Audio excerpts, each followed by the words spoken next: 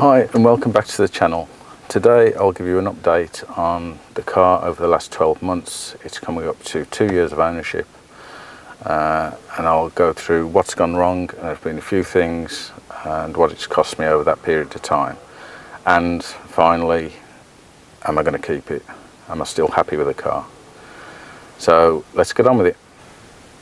The first thing that went wrong with the car last year was a water leak which emanated from a failed seal on one of the pins that holds the near side A-pillar cover.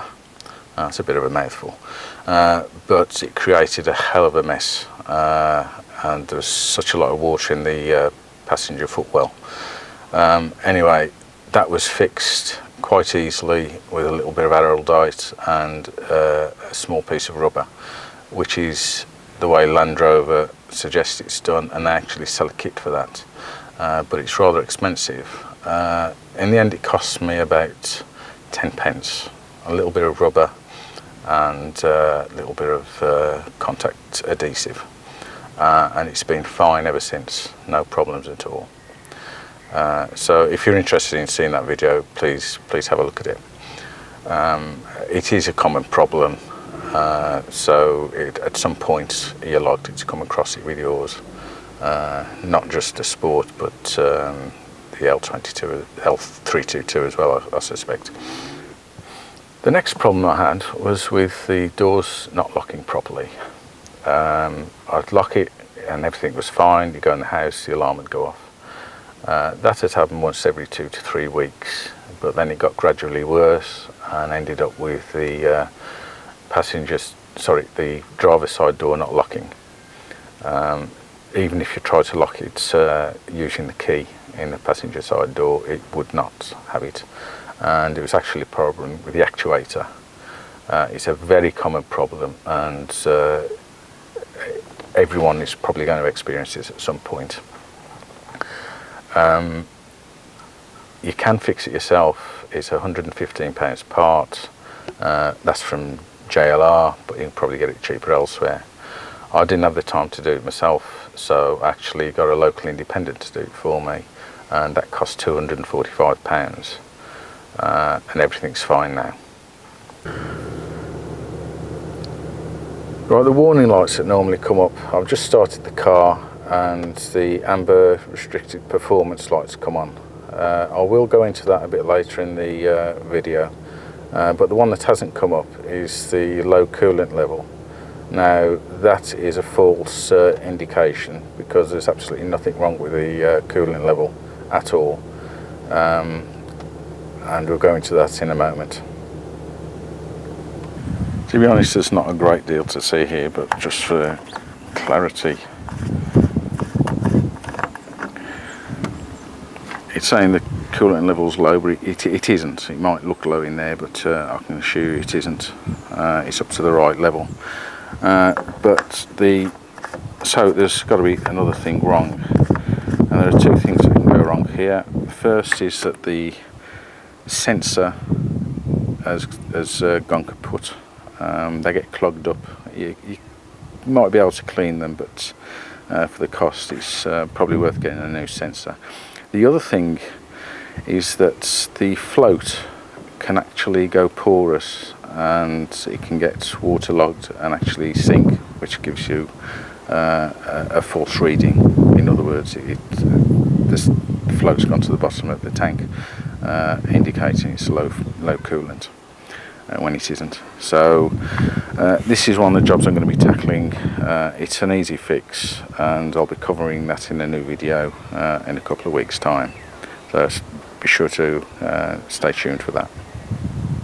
I'll come on to the restricted performance issue in a short while, but I'll now go on to what other work I've had done on the car.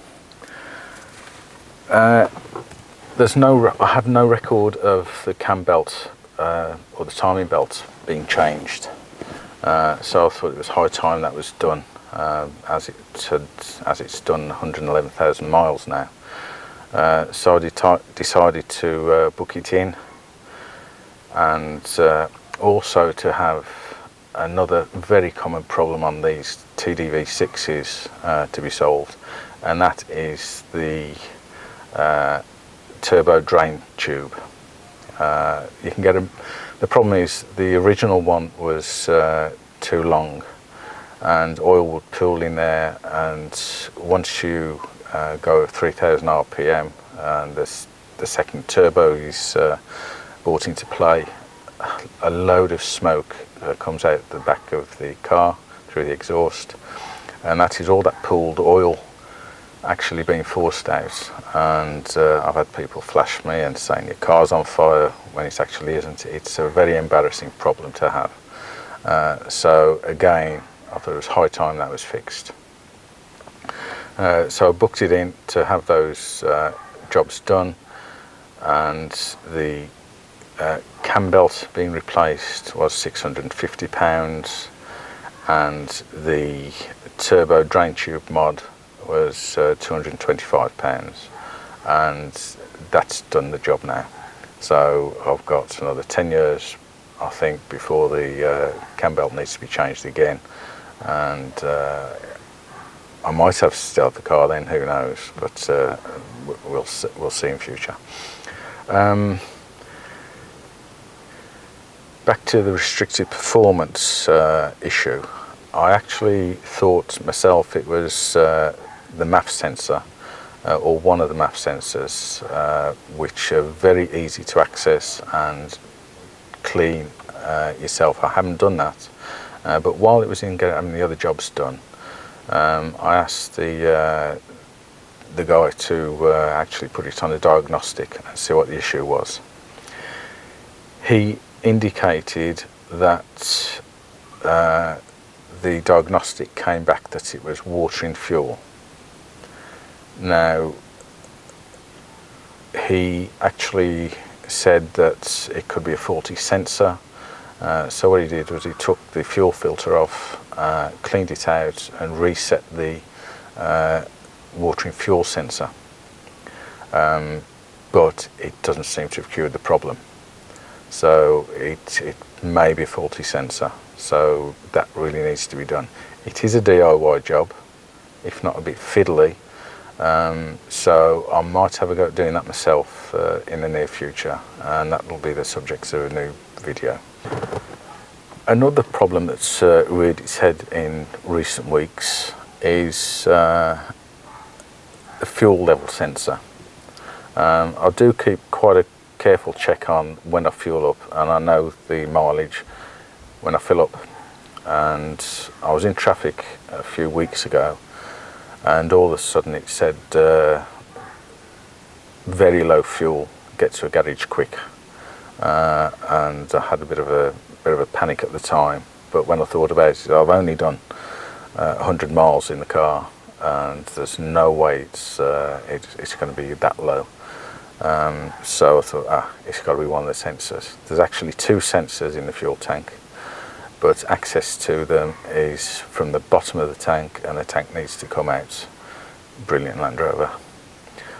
So the cost for having that job done is about £160, but because of the lockdown I can't get that done yet, and you have to take the car in with hardly any fuel in it. So as I've got a full tank now, that's going to take a while to do, especially in the current climate of all this lockdown we're in.